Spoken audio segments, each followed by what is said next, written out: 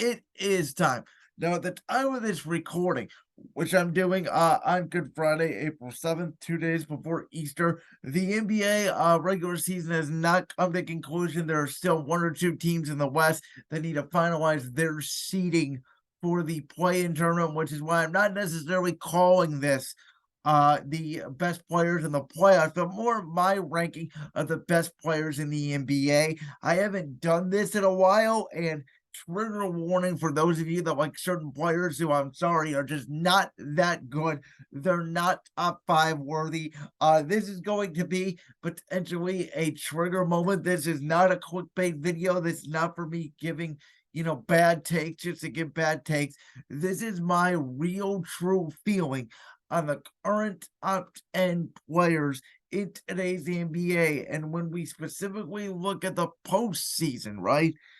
Do I trust these guys to deliver in the clutch moment? Because I don't care if you put up 52 points or 70 points or whatever it is in the regular season. The fact of the matter is scoring is up because nobody's playing defense in the regular season, and the NBA, a lot like the NFL, seems to be transitioning to the offensive side of the ball, and the smart teams and the good teams get it.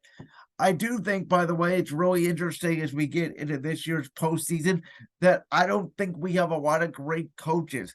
Mike Malone has never made it to the finals in Denver. You have Coach Bud, even though he's won a championship with Milwaukee, meltdown multiple times.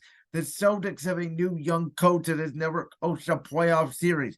JP Bickerstaff can blow the roof off you with some of his coaching decisions in Cleveland. We know Doc Rivers is choking history, not only with the Sixers, but the Clippers, Celtics, and other places. We know Tom Thibodeau's history of riding players down. And of course, he's the current head coach of the Knicks. Memphis, Taylor Jenkins, we've never really seen him in a close, tough playoff series. The Lakers have a new head coach in Darvin Ham. So, Monty Williams, Steve Kerr, Tyronn Lue, Eric Spoelstra, those are some of your quote-unquote blue blood coaches this year in the NBA playoffs, and most of those teams have lower seats.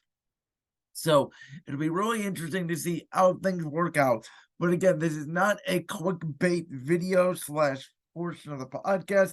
This is my true top 10 players in the NBA currently. We're going to go ahead. We're going to turn on that NBA music, and we're going to go backwards here from 10 to 1. And kicking things off with number 10, I believe, is Luka Doncic. Now, I know what you're thinking. Brandon, how is Luka Doncic not in the top five? I'm already getting triggered. Listen, Luka, over the past few weeks and really months, has turned me off with his constant bitching at the referees. And the fact of the matter is, Luka Doncic in his career has never made it in the NBA Finals. He made one Western Conference Finals, and in that Western Conference Finals, he melted down. And if it wasn't for Spencer Dinwiddie and Jalen Brunson and some of those other pieces, I'm not sure that they beat the Suns last year in that game 7 because Luka didn't do a lot, quite frankly. Listen, Luka puts up 40 points a night, whatever it is. He's spectacular to watch. The stat sheet. But he needs to perform better in the postseason, and I don't trust him yet, which is why I have him at number 10. And what does Luka even more to me is him and Kyrie Irving have not worked. Now, I had called that. Go back and watch when we talked to the NBA trade deadline. I said Luka and Kyrie do not make the Mavericks title contenders. They barely make them playoff contenders. And at this time of the recording, they are not in the play-in tournament. They have to win one more game to get into that play-in tournament. And so I know there's been a lot of issues. Luka's been out. Kyrie's been dealing with stuff. But Luka and Kyrie have not performed well. They melted down late against the Suns a couple of weeks ago. And that, to me, is on Luka Doncic, who is getting really annoying with his constant complaining at the referees. You're not going to get those calls in the postseason. Just go out and play. Now, number 9. I already know this is going to trigger a lot of people because people think he's the MVP and think he should win it for the 3rd straight year. That is Nikola Jokic. Listen, out of the 8 players I have above Nikola Jokic, I would absolutely take each and every one of them in a playoff series over Jokic. I don't care if he's got the triple doubles. I don't care if he puts up 30, 10, and 10 every night.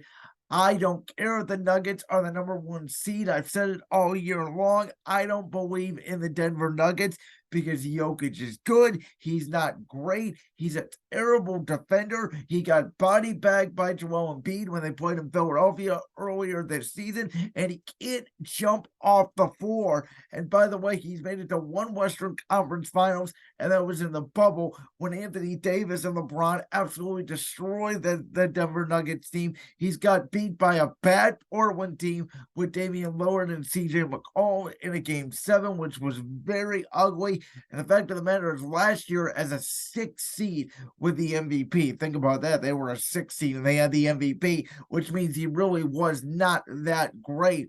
Against Golden State, Mike Malone took the MVP, quote unquote, off the floor in game 4 after they got swept by Golden State because they kept switching Jokic on Curry, and Jokic could not guard Steph Curry. He's not a top 5 player. He is barely in my top 10 here at number 9, and I don't think he should win the MVP for the 3rd straight year. You have to prove it to me this year in the postseason. If Jokic puts up big numbers, then yes, I can move him into that category. And by the way, FYI, I was like this on Giannis until he won the 2021 NBA championship with the Milwaukee Bucks. Now, number 8, I have Ja Morant. Now, Ja Morant, to me, despite his personal problems with the Memphis Grizzlies, we know he went away for about a month.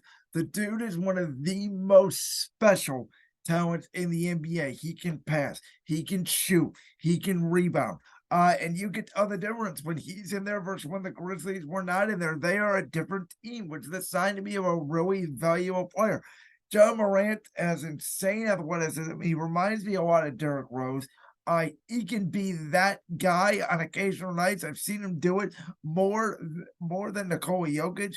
He has guts. He has stones. He is one of the most fun players to watch in today's NBA. I'd rather watch him over guys like Kevin Durant, Kawhi Leonard, Donovan Mitchell, Jason Tatum, Jaylen Brown, a lot of these players.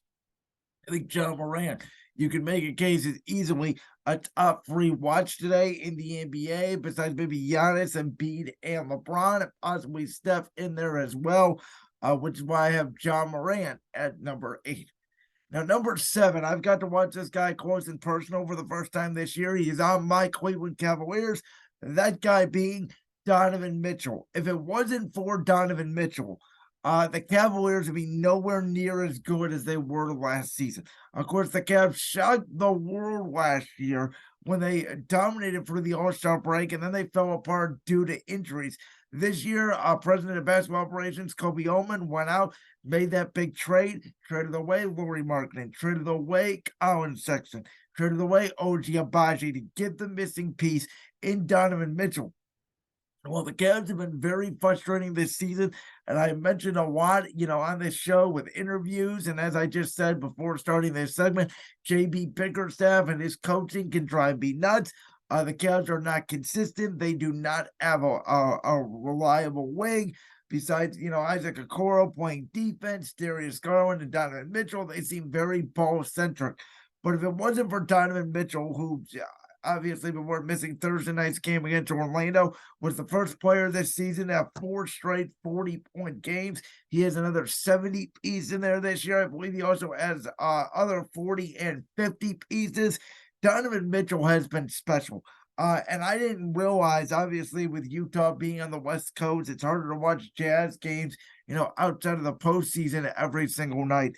But I didn't realize how special Donovan Mitchell is. The Cavs currently sit at 51 wins. They had 44 last year, and Donovan Mitchell was certainly worth all +7 of those victories, and potentially even more, because there were nights that he saved the Cavs this season.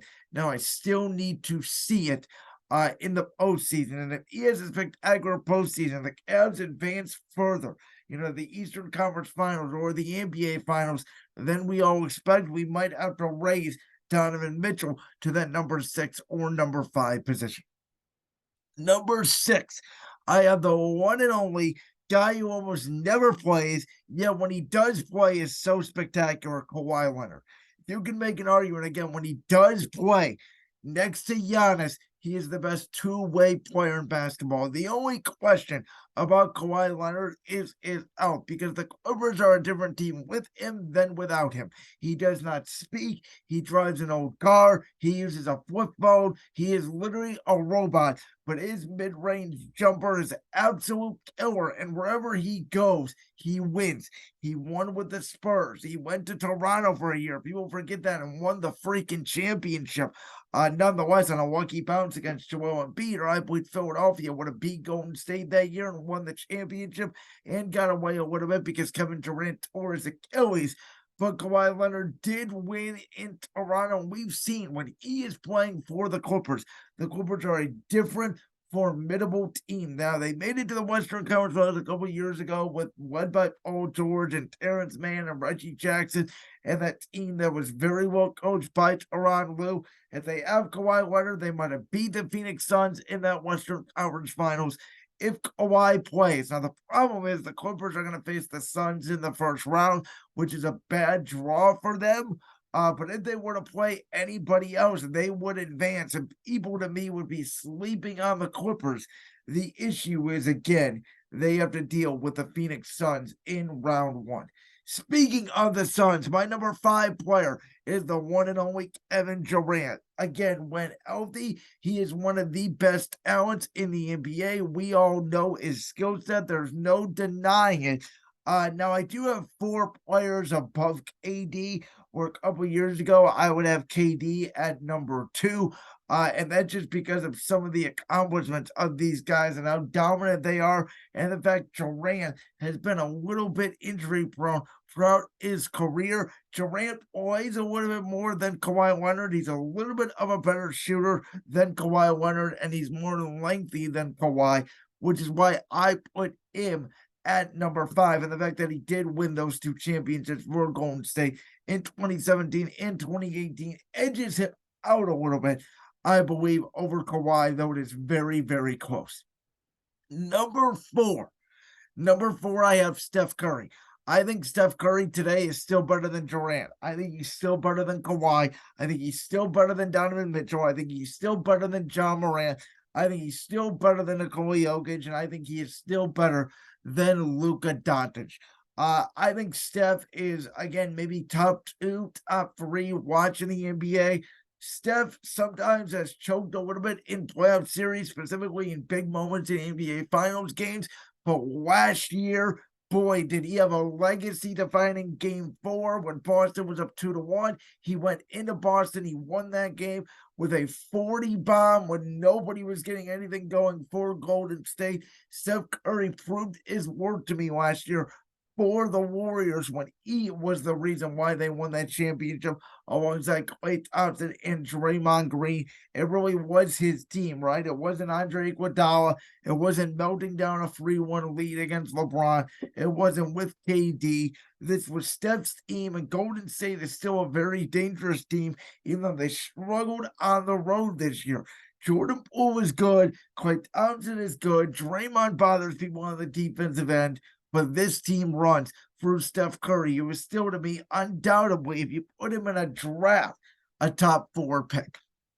Number 3, this may be controversial that I have him this high, but I'm going to take LeBron Raymond James.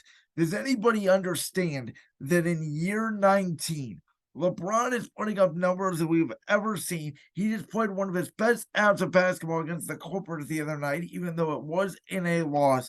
And LeBron is one of the single-handed reasons why the Lakers, outside of them getting rid of that bum Russell Westbrook to the Clippers at the trade deadline, why the Lakers are even in playoff contention. The team is still not that great when LeBron is not on the court, and LeBron cannot give you 82 games anymore.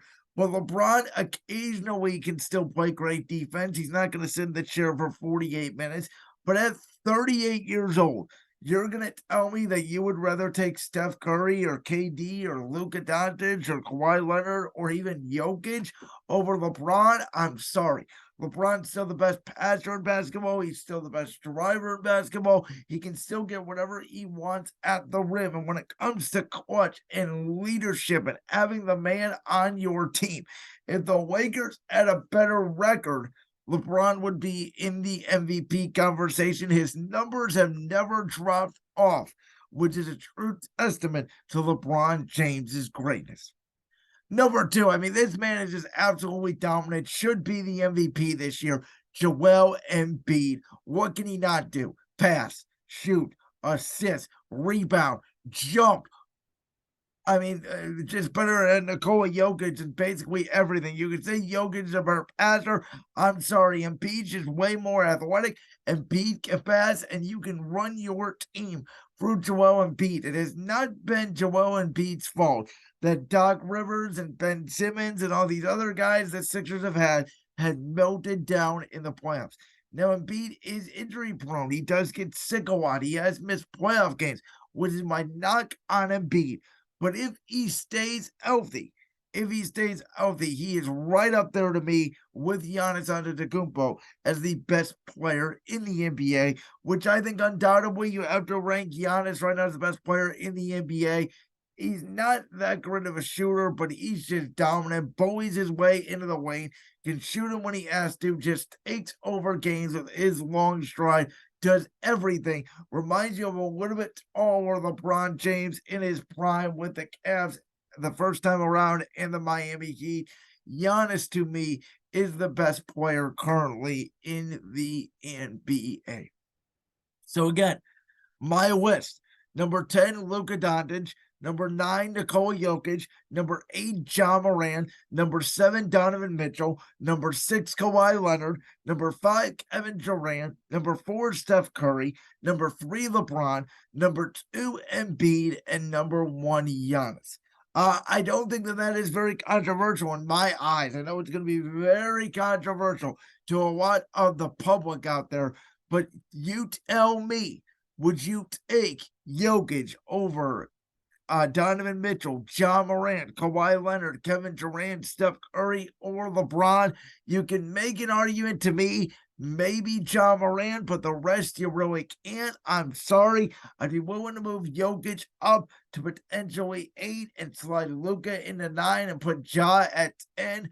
I could hear that argument, but right now that's where I stand. There is no Jason Tatum on this list. He's not even the best player on his team. Jaylen Brown to me would be somewhere between 12 and 13.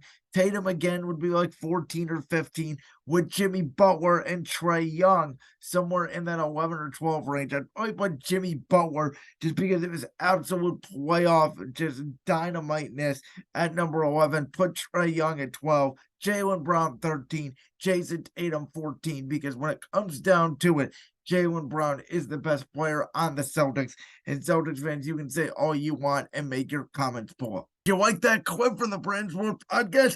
If so, make sure you go down there and hit that subscribe button. While you're down there hitting the subscribe button, make sure to also hit the notification bell so you never miss another upload. And make sure you check out all the other clips from the Brand's World Podcast right here on YouTube.